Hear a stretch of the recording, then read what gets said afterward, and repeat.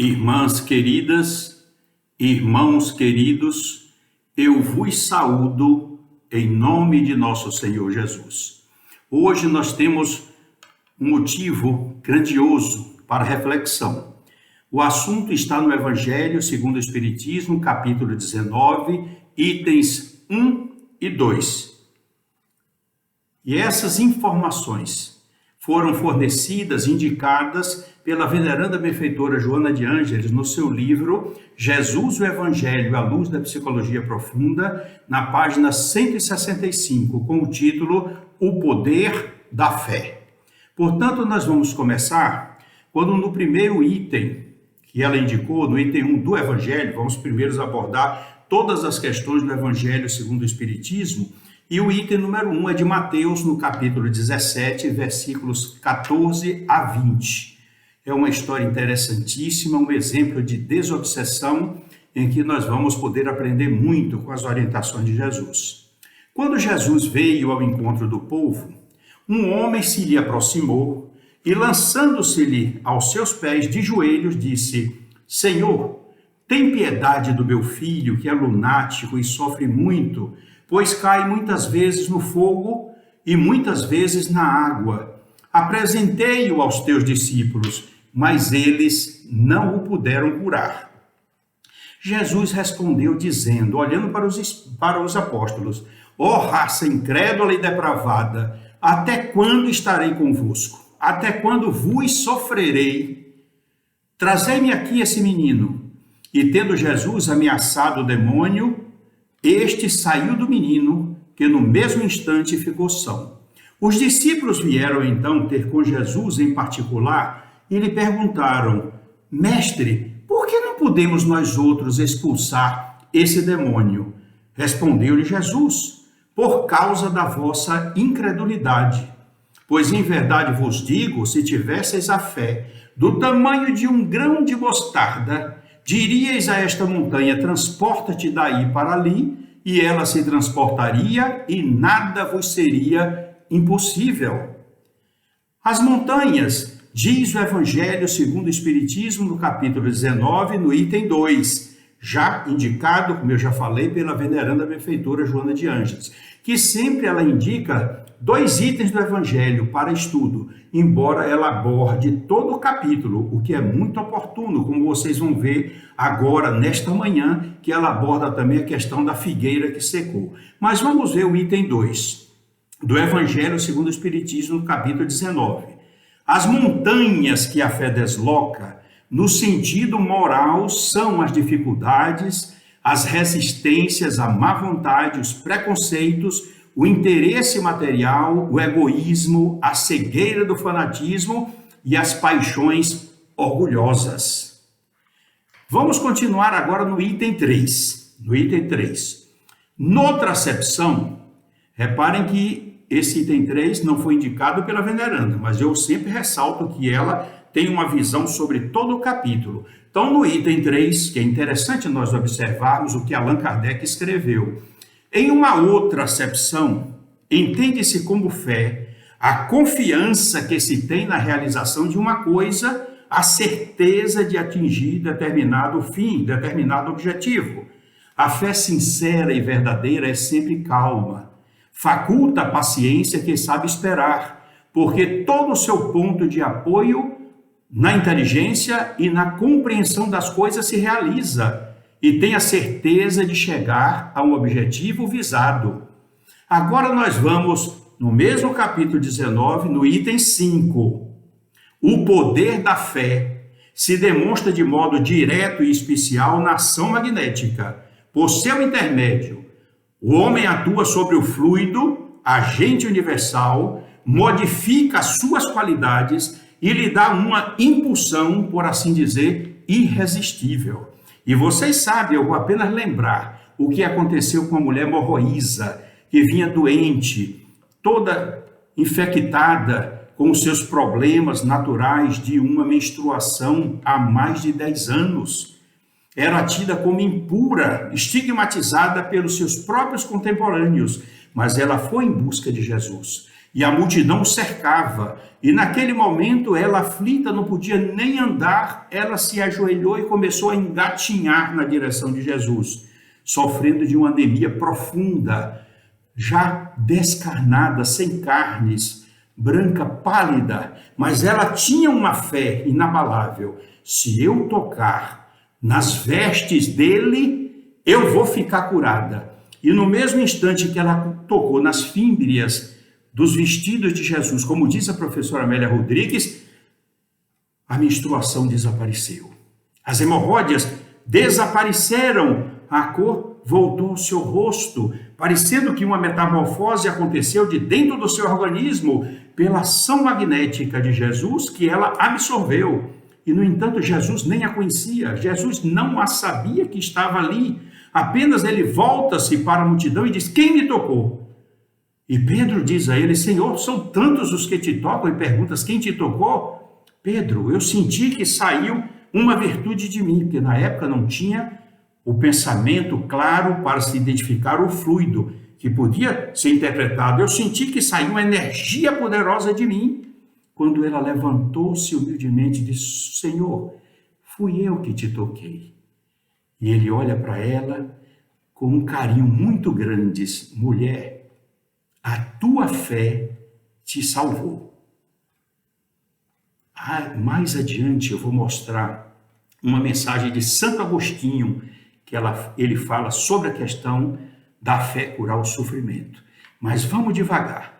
Eu vou repetir porque esse trecho é lindo. O poder da fé se demonstra de modo direto e especial na ação magnética. Por seu intermédio, o ser humano atua sobre o fluido, agente universal, modifica as suas qualidades e lhe dá uma impulsão, por assim dizer, irresistível. No item 19, vamos ver agora a mensagem de Santo Agostinho. Só um parágrafo. Como desencarnados, quando pairáveis no espaço, escolhestes as vossas provas, julgando-vos bastante fortes para suportar. Por que agora quer murmurar?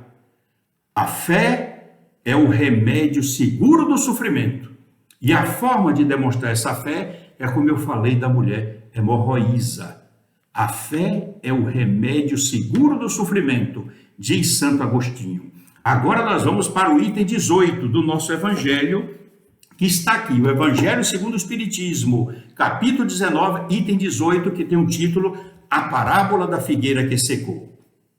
Quando Allan Kardec registra: a figueira que secou é o símbolo dos que apenas aparentam propensão para o bem, mas que em realidade nada de bom produzem. Simboliza também todos aqueles que, tendo meios de ser úteis, não são. E qual é o fim da figueira que não produz bons frutos? Deve ser cortada e lançada ao fogo. Pelo menos serve de combustível para preparar os medicamentos. Eu vou repetir porque é uma mensagem significativa e que alerta os nossos olhos. A figueira que secou é o símbolo daqueles que apenas aparentam propensão para o bem, mas que em realidade nada de bom produzem. Simboliza também todos aqueles que, tendo meios de ser úteis, não são. É importante saber isso, porque a fé está relacionada com as obras. Daqui a pouco nós vamos ouvir o apóstolo Tiago na Bíblia. Vamos agora para o livro Jesus o Evangelho, à luz da psicologia profunda. Está aqui, velhinho, manuseado, mas é bom o seu conteúdo. Na página 165, quando a veneranda benfeitora Joana de Ângeles, ela começa com um parágrafo. A fé expressa-se mediante a confiança que o espírito adquire em torno de algo. Apresenta-se natural ou adquirida. É isso que nós vamos ver. Na página 166, atenção para aqueles irmãos e as irmãs que costumam acompanhar e verificar na página e acompanhar o roteiro que nós fazemos. Face à proposta de que nada é impossível quando se crê, é necessário, diz a veneranda benfeitora, decodificar o que significa essa crença, à luz da psicologia profunda, para não se tombar no fanatismo perturbador e insensato Jesus, agora vamos à história do item 1. Jesus descia do Monte Tabor, onde ocorrera a transfiguração e mais uma vez confirmara a procedência do seu ministério que lhe fora concedido por Deus. Naquela oportunidade do Monte Tabor, Moisés, o legislador do povo hebreu, e Elias, o profeta das venerandas tradições, apresentaram-se para saudarem Jesus. Apresentavam-se como os discípulos que vêm glorificar o Mestre. Muita gente, sem conhecimento adequado, pode identificar ou imaginar que Jesus foi receber instruções de Moisés e Elias. Não, eles se apresentaram, Moisés e Elias, como discípulos que vêm glorificar o Mestre. Estavam ali para receber as instruções que eles deveriam realizar das atividades do plano espiritual com relação às atividades de Jesus na terra. E o caso interessante que nos chama a atenção é que, quando encarnado, Moisés promulgou uma lei que dizia que era proibido conversar com os mortos, chamados mortos. E, no entanto, ele, agora como morto, vem ali se apresentar a Jesus, derrogando, assim fazendo, a própria lei que ele mandou promulgar no passado. Isso é interessante. E todos os alunos, vocês que estudam direito, devem observar essa característica jurídica que é muito interessante. Mas vamos continuar. Após aqueles momentos de incomparável beleza, fomentadores da fé profunda, Jesus desceu a planície, onde os seres humanos se enfrentavam no campo das suas paixões. E ele foi a fim de os suportar, de os conduzir e de os amar. Esse trecho é impactante. Será que nós ainda estamos repetindo aqueles momentos em que Jesus precisaria vir ao nosso encontro para nos suportar, nos conduzir e nos amar? Será que nós já estamos seguindo as orientações dele, incertas no Evangelho, de que nós já estamos promulgando, exteriorizando o nosso amor, que se torna divino na ação da caridade, praticando o bem, realizando a paz, o amor, vencendo as nossas inclinações negativas, para não afligir, não infligir nada aos outros, nem agredir, nem desrespeitar a lei de amor? Vamos refletir sobre isso, meus queridos irmãos. Naquele momento que ele viu aquela criança daquele jeito, Jesus respondeu, vou só lembrar o que eu li no início, dizendo, ó raça incrédula e depravada, até quando estarei convosco? Até quando vos sofrerei? Trazei-me aqui esse menino. E tendo Jesus ameaçado o demônio saiu do menino, que no mesmo instante ficou são, ficou curado. Jesus, agora vamos à história como ela conta do que efetivamente ocorreu. E assim parece tão simples. Deu um impulso no demônio e o demônio saiu. Vamos ver os detalhes, as nuances que ocorreram nesse colóquio de Jesus com esse obsessor. Jesus se compadeceu e cingiu a treva que envolvia o jovem, a treva que envolvia aquele obsidiado, aquele jovem, percebendo a sua história do passado, a sua história pretérita, quando aquele jovem cometera um crime, vinculando-se ao odiento perseguidor de agora o obsessor, que não cedia ao propósito infeliz que se impusera. Então Jesus descortinou o passado daquele jovem, viu que ele cometera um delito contra aquele obsessor, e o obsessor veio agora para se vingar, e não queria, de maneira nenhuma, desistir do seu empreendimento. Aturdido na sua insânia, o obsessor não raciocinava, nem se apiedava daquele que sofria vingança, incidindo no mesmo erro de que fora vítima anteriormente. Ele foi vítima daquele jovem e agora estava querendo se vingar, cometendo o mesmo erro que fora vítima anteriormente. Ao contato com Jesus, restabeleceu-se o discernimento do obsessor, que se deu conta do mal que laborava. Jesus envolveu o obsessor com um amor imenso, esse amor de misericórdia. E ao contato com Jesus, ao receber essas vibrações de amor, restabeleceu-se o discernimento do obsessor, que se deu conta do mal que estava fazendo, e num átimo de segundo, arrependeu-se e desalojou-se do campo mental em que se homiziara no seu sofrido hospedeiro, desvinculou-se de imediato ao ouvir a voz clara e forte do Mestre, e recebeu o influxo do pensamento amoroso, compassivo de Jesus. Quanta coisa ali, em frações de segundo, meus queridos irmãos, é uma coisa linda, maravilhosa.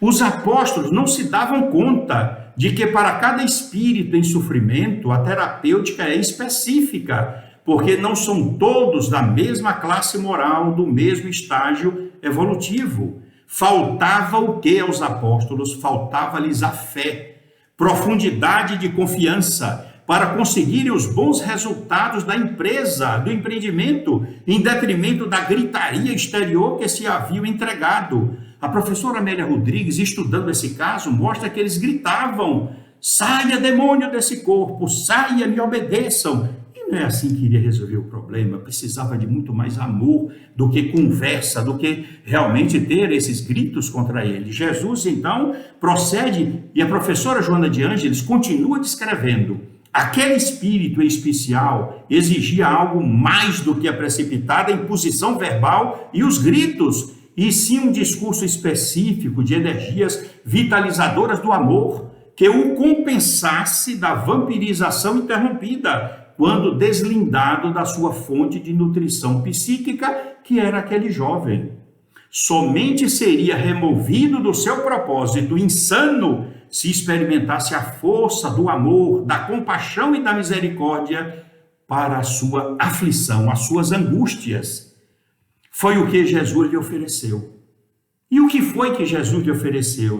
A veneranda nos diz: ele ofereceu apoio e renovação interior, facultando ao obsessor dar-se conta que na sua vingança ele mais iria se afligir. Na cobrança, ele mais se desnaturava. Somente lhe restava ao obsessor a alternativa do perdão à ofensa recebida para desfrutar da paz de que ele necessitava, mais do que qualquer outro valor, embora não se desse conta. O amor de Jesus infundiu-lhe esse ânimo. Que coisa linda! Por isso que ele se afastou e o garoto, então, se levantou. Já a veneranda benfeitora Joana de Ângeles, então, ela conclui essa mensagem. É um estudo maravilhoso que nós devemos estudar, principalmente aqueles que frequentam as reuniões mediúnicas e trabalham com o obsessor.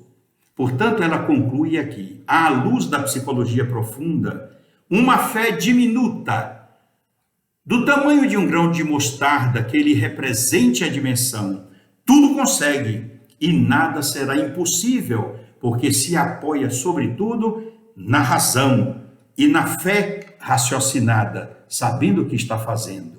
Nós vamos agora, para concluir a nossa mensagem, que é tão linda, oferecendo tantos recursos de ensinamento para nós, oferecer para vocês o que está aqui neste livro, Desperte e Seja Feliz, da veneranda benfeitora Joana de Ângeles, especificamente no capítulo de número 10. É um livro de cabeceira que eu tenho. Não me afasto dele. Quando ela escreve: não permitas que a tua fé no futuro desfaleça, apenas porque as circunstâncias aziagas, de mau agouro, azarentas deste momento pareçam ameaçar os teus ideais de enobrecimento. Parece até que ela está falando isso diante da pandemia que está acontecendo em nosso planeta. Não permitas que a tua fé no futuro desfaleça, murche, apenas porque as circunstâncias aziagas, de mau agouro, azarentas deste momento apareçam ameaçar os teus ideais de enobrecimento. Olha que aviso: o homem que avança sem fé deixa-se enlear pelo cipoal do desequilíbrio, envenenando-se com o bafio do desencanto e sucumbindo de imediato. De novo, está tudo em Desperte Feliz no capítulo de número 10. Isso me lembra uma história muito interessante que aconteceu num dos treinamentos que eu fiz de administração no Banco do Brasil, contando a história de um alpinista que estava tentando escalar uma montanha, e no meio da montanha veio uma tempestade muito violenta. Então ele começou a descer, mas aí escureceu a tempestade. Ele não via nada, nem para cima, nem para os lados, nem para baixo. E ele ficou amarrado na corda pela cintura e de pendurado na montanha. Como ele era muito religioso, fervoroso, ele fez uma oração linda pedindo a Jesus para salvá-lo. Senhor Jesus, me salve, eu tenho família, tenho filhos, e segurado na corda, amarrado na cintura e de pendurado. Passaram-se alguns segundos, quando ele ouviu uma voz angelical que disse: meu filho, em nome de Jesus, eu lhe peço, solte a corda, desamarre a corda que está na sua barriga. E a voz sumiu. Aquele clarão o envolveu, ele olhou assim, mas depois o clarão desapareceu. E ele ficou ali. Mas se eu soltar essa corda, eu vou morrer, posso despencar, eu não sei a altura em que eu estou. Faltou-lhe fé. O anjo foi a resposta da sua súplica. As argumentações: eu tinha família, tenho filhos, tenho muito a realizar. Pedindo oportunidade, dá-me a possibilidade de salvar. Então, ele não pediu, mas não teve fé para seguir. E no outro dia, quando a equipe de socorro chegou, ele estava agarrado à corda a 30 centímetros do chão. Se ele soltasse a corda, ele caía no sopé da montanha e voltaria para casa. Isso nos disseram, a falta de fé. O que é que pode provocar numa pessoa? Se ele pediu, a resposta veio. Ele soltar a corda e cairia no chão, no sopé da montanha, e iria para casa. Mas em vez de ele fazer isso, ele preferiu ficar ali. E a equipe encontrou ele morto, todo congelado. Isso é uma falta de fé. E aliado também à esperança, ao desejo de que viria algo melhor. Porque se dissesse, não, está longe, eu vou abrir a corda, eu morro. Se fosse muito alto, eu morro lá despencado. Mas se não for, vou morrer congelado. Nem isso ele fez uma opção para fazer. O que me lembra também outra história de Malbotaan, que ele conta que um rei estava numa guerra violenta com os vizinhos que tentavam invadir o reino dele. Então ele mandou construir uma sala enorme, com a parte mais alta, e 10 arqueiros especialistas e hábeis em matar com a flechada, estavam ali lotados. Era uma sala enorme, um piso de mais ou menos 6 metros de altura, do teto para baixo, e lá no fundo da sala havia um portão de ferro, mais ou menos uns 3 metros de altura, uma banda, cada uma com 1,5 metros de porta para abrir, toda de ferro, as caveiras de penduradas, ossos e mancha de sangue em tudo quanto é lugar. Então, quando ele prendia na batalha, em cada batalha, ele pegava os prisioneiros, ele levava para esse salão. E ele agia da seguinte forma, colocava de um a um, e aí perguntava do alto onde estavam os arqueiros: eu vou dar 2 opções para vocês. Ou vocês aceitam morrer sucumbido pelas flechas que meus arqueiros vão jogar, vão lançar em você, ou então você vai pelo portão, abre e você tem a sua liberdade. Todos morriam. Não, eu prefiro ser morto a flechadas. Não tinham a coragem de aventurar o que estava ali atrás daquele. Era um espetáculo feio, caveiras, ossos e ainda esqueletos e todo manchado de sangue. E o portão realmente era feio. Mas não tinham a coragem de enfrentar para saber. Era uma outra opção que tinha, não sabia o que era, então vão morrer de flechada. Terminou a guerra, um dos soldados humildemente disse: Senhor, meu rei, eu posso lhe fazer uma pergunta? O rei disse: pois não. Ele era um soldado muito fiel, muito dedicado. O que é que está por trás daquela porta? O rei disse: vá você mesmo e veja. E aí ele ficou indeciso: vá. E ele indeciso: mas Senhor, eu receio. Não tenha receio, tenha fé naquilo que eu estou dizendo. Vá, é uma ordem, cumpra, já que sua fé está vacilante. E ele foi, tremendo, abriu o portão rangiu. Quando o portão rangiu, ele olhou a luz do sol, mostrando um jardim todo de flores que dava para a liberdade. Malbotaan nos mostra como nós somos fracos, preferimos enfrentar a morte por não sabermos o que é o desconhecido, nem temos fé para sustentar o nosso desejo, a nossa força de viver. Assim nós não devemos proceder, meus queridos irmãos. Mas vamos continuar para concluir. Novamente o livro Desperte e Seja Feliz, no capítulo de número 10, quando ela escreve: Jesus, a fim de levar até o fim os objetivos que ele abraçou diante de Deus, viveu a fé em Deus e no futuro feliz, sem nunca usar evasivas, sem nunca esquivar-se, permanecendo fiel, sem cansaço, em todos os momentos. Estas são lições maravilhosas para mim e para vocês que estão nos seguindo também.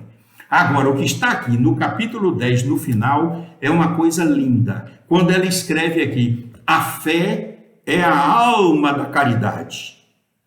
Nunca eu havia pensado nisso. A fé é a alma da caridade. E a caridade não dispensa a fé na sua realização.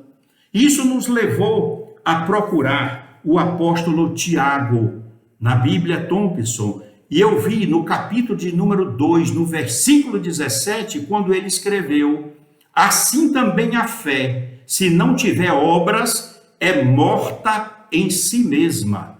E no capítulo 2, no versículo 26, ele escreveu: assim como o corpo sem o espírito está morto, a fé também, sem obras, é morta. Portanto, não adianta dizer eu tenho fé e não ter ação para fazer a caridade, para fazer o bem, jogar o seu amor em movimento para que ele se transforme em caridade para ajudar os outros. Olha a pergunta, lembrem-se da pergunta que aquela rainha de França escreveu no Evangelho segundo o Espiritismo, que no plano espiritual ela declarou: não me perguntaram quem eu era, o que eu fiz, que posto ocupava. Me perguntaram quanto de bem eu fiz, quantas lágrimas eu enxuguei. É isso que eu guardo na cabeceira do meu quarto, na minha agenda, aqui, marcada no Evangelho Espiritismo, para que todos os dias eu possa refletir como recomendação de Santo Agostinho: quanto de bem eu fiz hoje, quantas lágrimas eu consegui enxugar, seja por telefone, seja no e-mail, o que for. E eu peço a Jesus que me dê forças, resignação, coragem e fé, para que eu nunca passe um dia da minha vida sem ter alguma obra, sem ter alguma realização que justifique a minha confiança nele, no Evangelho. É assim que nós devemos proceder. E para concluir, uma mensagem linda: Desperte e Seja Feliz, capítulo 10. No dia que vocês adquirirem esse livro, nunca mais vocês vão tirar ele da cabeceira da cama.